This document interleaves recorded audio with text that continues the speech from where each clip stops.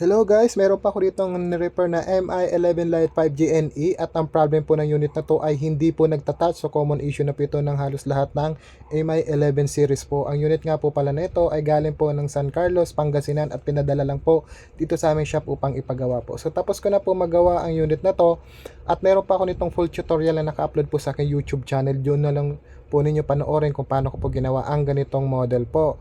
So, sa may mga ganitong unit po, punta lang kayo sa amin shop. Pwede nyo po yung panoorin at hintayin habang ginagawa po namin. At sa mga malalayo naman po, kagaya nito, na galing ng province, pwede nyo po ipadala sa amin via LBC. PM lang po kayo sa aming Facebook page at magbibigay kami ng details kung saan nyo po ipapadala. At syempre, kung kayo ay Metro Manila lang, pwede nyo po ipadala sa amin via Lalamove or Delivery Rider. At syempre, pwede po kayo mag-walk-in para mahintay nyo na lang po yun. So, mag-PM lang po kayo sa amin. Yun lang po mga ma'am and sir, MI11 Lite 5 GNA touch problem repair successfully. Thank you and good day to all of you.